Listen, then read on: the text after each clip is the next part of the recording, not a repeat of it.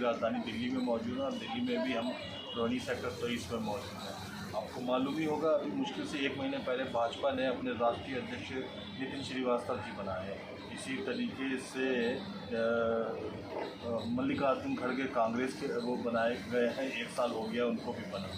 मैं ये बात इसलिए बता रहा हूँ कि हम राष्ट्रीय पार्टी असंघ समाज पार्टी के राष्ट्रीय अध्यक्ष इंदर सिंह जी के पास थे। इन्हें भी आज पूरा 1 साल हो गया है अपनी ही पार्टी का दूसरी बार निर्विरोध अध्यक्ष बना हुए।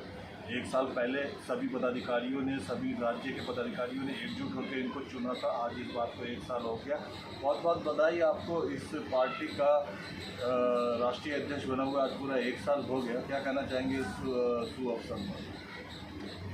यही कहना चाहूँगा, अभी मेरे कार्यकर्ता मेरे पर विश्वास करते हैं, मैं उनका धन्यवाद करता हूँ कि मुझे पूर्ण बहुमत से उन्होंने मुझे घोषित किया, निर्विरोध कोई भी सामने नहीं खड़ा हुआ, इसलिए उनका धन्यवाद। अब आ जाते हैं हम यूपी चुनाव के ऊपर। यूपी में चुनाव होने वाला है, उसमें आपकी पार्टी क्या रंग जमाने वाली है? यूपी में भी देखिए, हमने दौरा किया है और लखनऊ से कैंडिडेट हमारा तैयार हुआ, बनारस से हुआ है और जी लखीमपुर खीरी से, मतलब करीब 40 कैंडिडेट हमने तैयार किया।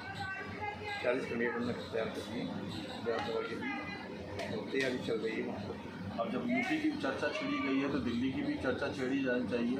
यहाँ पर भी निगम चुनाव लगभग 1 साल के भीतर ही संपन्न होने वाला है। आपकी पार्टी की दिल्ली में तैयारियाँ? हमारे प्रदेश अध्यक्ष सुभाष बिसाइया जी हैं, वो यहाँ पर मेहनत कर रहे हैं और उन्होंने भी करीब अभी तक 20 कैंडिडेट तैयार कर दिए। अच्छा, निगम के लिए? निगम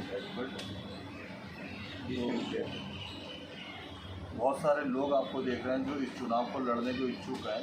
क्या कंडीशंस होती हैं अगर कोई आपकी पार्टी से टिकट लेने के लिए इच्छुक होते हैं? देखिए, हमारी पार्टी ना कोई पैसा, ना कोई चंदा नहीं लेते, ना कोई ठग विद्या, ना चंदा हमने ले ली। हम कहते हैं देखिए, आप अपने अधिकारों की लड़ाई लड़ो और जिसको टिकट कोई पार्टी ना दे उसको हम देते हैं, लेकिन बशर्ते उसमें एक हम लोग शर्त लगाते हैं कि तुम्हारे पर कोई केस ना होना चाहिए। बस ये हमारी शर्त होती है, बाकी हम टिकट फिर देते हैं। ठीक है। अब आ जाते हैं राजनीतिक मुद्दों के ऊपर। दिल्ली में अभी हाल ही में रेखा सरकार ने, भाजपा सरकार ने वो 2500 रुपये महिलाओं को बांटने की घोषणा करी है, जो उन्होंने अपने बजट में भी था, उस समय अपने प्रचार में भी शामिल करी थी। इसको लेकर आप क्या कहते हैं? देखिए, मैं तो कह रहा हूँ अभी झूठ है, जब किसी को मिल जाए जब पता चले।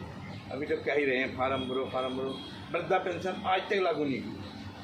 जितने सीनियर सिटीजन है, जेंट्स हो चाहे महिलाएं हो, ये कर दिए बस 250 रुपये की लक्ष्मी योजना, पता नहीं कौन सी, ये तो लागू कर दिए। और इसका भी ये है, फार्म क्या मालूम सड़े ही हो, मिलना नामुमकिन है। मैं ये बात चैलेंज के साथ कहता हूँ कि 2500 रुपये किसी भी महिला को नहीं मिल सकते। वो तो घोषणा कर रहा है और अपना कंधा तपा रहा है कि ये जो राखी आ रही है 25 पता नहीं कितनी लाखों करोड़ों दिल्ली की महिलाओं के बटुए के अंदर 2500 रुपये रखे। हम भी देख लेंगे, हम भी यहीं पर हैं दिल्ली में, तो हम देख लेंगे। राखी जो है 2500 रुपये किसी भी महिला को यदि मिल जाएं, मैं इस बात की कसम खाता हूँ कि 2500 रुपये नहीं मिलेंगे, मात्र 1000 मिल सकते हैं। बस 1000 रुपये, 1000 रुपये लिखा दी। वो तो इन्होंने घोषणा झूठी की है कि 2500 मिलेंगे। फिर मालूम क्या कह रहे हैं लोग कि जब चुनाव आएगा इकट्ठा पैसा उनको उस टाइम दिया जाएगा। अच्छा, हाँ, जमा करके अपने खाते में रखे रहेंगे। मतलब इनके खाते में दिखाएंगे, तुम्हारे खाते में आगे नहीं निकलेंगे, नहीं वो निकलेंगे 1000 बस, बाकी 1500 रुपये निकलेंगे नहीं, क्योंकि उनका कंट्रोल रहेगा उस पर। और फिर वो कहते हैं जब चुनाव आएगा 5 साल बाद, 4 साल बाद, हाँ, तब देंगे, तो अंतिम समय पे वो हाँ, दिया जाए। और वो भी दिया जाए या ना दिया जाए। अभी देखिए, अच्छा, और उसकी फॉर्मेलिटीज़ को लेके क्या कहेंगे? बहुत सारे कागज मांगे जा रहे हैं। सारे कागज आपको लगता है कि कोठी हैं जिनके पास रखने तक की कागज़ की जगह नहीं, वो इनकी ये सख्त फॉर्मेलिटीज़ पूरी कर पाएंगे? देखिए, पहली बात तो दिल्ली सरकार और सेंट्रल सरकार को जिन लोगों के आधार कार्ड नहीं बने हैं उनके आधार कार्ड बनवाने की सख्ताई करनी चाहिए। अभी भी मेरे पास आते 50-50 साल के हो गए, आधार कार्ड नहीं बने लोगों के। अच्छा, ऐसे लोग आते हैं मेरे पास में जिनके आधार कार्ड नहीं बने, वो बेचारे रोते हैं, कह रहे भाई शर्त लगाते ये लाओ। अरे क्लियर कर दो ना, चाहे किसी बात कुछ भी ना हो, आधार कार्ड तो बनना चाहिए। लेकिन नहीं, अब वो कहते हैं मालूम, बहुत से लोग क्या कहते हैं, अरे अब 10 साल बाद मर जाओगे, अब आधार कार्ड बनाने की जरूरत है। बताओ, यहाँ तक मतलब कह देते हैं, यदि जाए ना साहब ने क्या बेबे कह रहा अब क्या बनवाओगे, अब तो 10 साल बाद मरी जाओगे, मतलब उनको पहले इसका भविष्य बता दीजिए 10 साल बाद मर जाएगा। बताइए, ये है ड्रामेबाजी। नहीं तो मैं माननीय प्रधानमंत्री महोदय जी से भी, माननीय गृह मंत्री महोदय जी से भी, और जो मुख्यमंत्री हैं हमारे देश के, जितने भी मुख्यमंत्री हैं, उनको क्लियर बोलना चाहिए कि जो आधार कार्ड से वंचित है उनके आधार कार्ड सबके बनने चाहिए, उनसे कोई भी प्रूफ नहीं लेना चाहिए, उनके आधार कार्ड बनाओ पहले। जो हमारे देश के नागरिक हैं 50-50 साल हो गए आधार कार्ड नहीं बने। अभी हमारे यहाँ पे एक बेचारा डोला है नज़दीक में, उसका आधार कार्ड नहीं बना, उम्र 55 साल हो गई है, बताइए। तो और कुछ ऐसे हैं अभी भी ये SIR तो हो रही है इसमें तो 22 साल पुराने कागजात मांगे जा रहे हैं कि प्रमाणित 2002 के, और आज भी कम से कम लाखों लोग ऐसा पड़ा हुआ है कि जिनके पहचान पत्र बने ही नहीं बेचारों के, तो वो क्या सर्वे कराएंगे?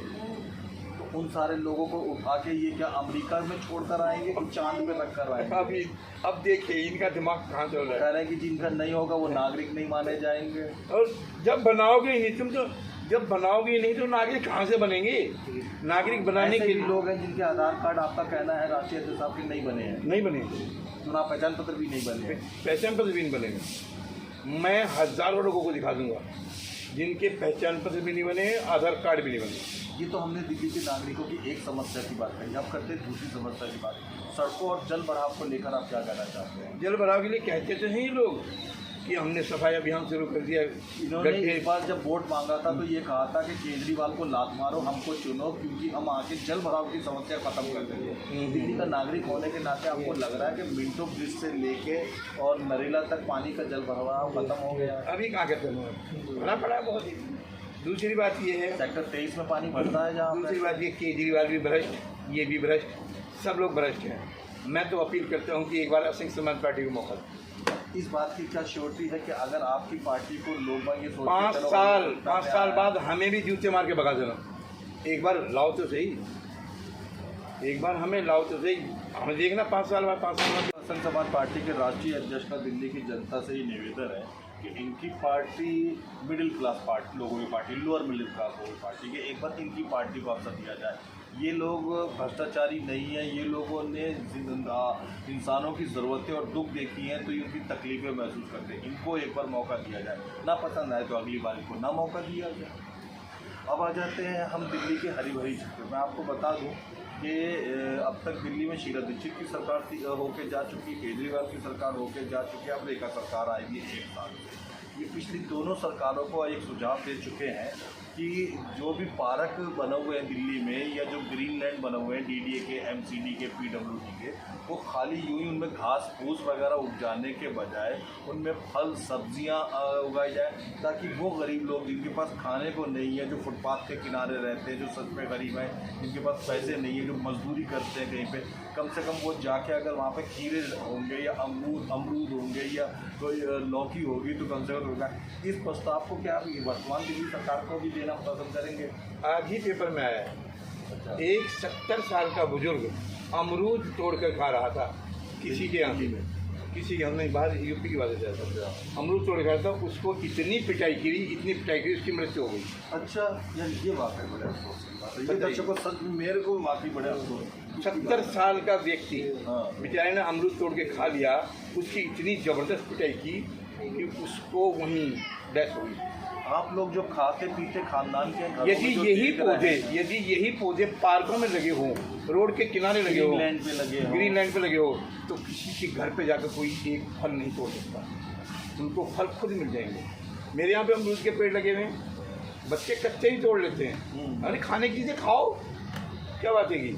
लेकिन आज जो कल ये हादसा दिखाया है, बहुत ये दर्दनाक घटना की, एक गरीबी की पराकाष्ठा है। एक आदमी गरीब होगा तभी तो नहीं, तो चाहे गाली दे लो मैं भी सहमत हो जाऊँ, तुम्हारे फल तोड़ जान से मारना वाकई बड़ा दर्दनाक। बिल्कुल बिल्कुल। तो आपका ये कहना है और तो मैं अभी दिखाऊँ उसको भी, पेपर दिखाऊँ, कोई दिक्कत एक मिनट दिखाता हूँ। ये जो जैन जी ने अभी हाल ही में जंतर मंतर पर प्रदर्शन किया और इस्तीफा ले लिया केंद्रीय मंत्री का भूख हड़ताल के बाद, इस घटना को आप किस नज़रिए से देखते हैं? 12 साल में आज तक तो कभी किसी मंत्री ने इस्तीफा दिया नहीं। देखिए, मोस्ट पॉइंट ये है कि जो प्रदर्शन करने वाले थे वो भी गलत थे, मेरे दिमाग से गलत थे, क्योंकि उनको पुलिस प्रशासन पे पथराव नहीं करना चाहिए। दूसरी बात ये है कि जो रिजाइन शिक्षा मंत्री का जो रिजाइन लिया है वो सही लिया है, क्योंकि ये घपलाबाजी तो करते ही हैं। लीक, किसी भी पेपर को लीक करना ये इन्हीं लोगों की गद्दारी है। वो अपनों को लीक करा देते हैं और दूसरे बेचारे जो पढ़े लिखे बच्चे हैं वो फेल हो जाते हैं, फिर वो सुसाइड करेंगे और करेंगे क्या। इसीलिए रिजाइन जो दिया गया है वो सही दिया गया है, सही मांगा। लेकिन जो पुलिस प्रशासन और जो सैनिकों के ऊपर अत्याचार हुआ है ये गलत है। आपने हमारे चैनल को समझ लिया, उसके लिए बहुत बहुत धन्यवाद। धन्यवाद।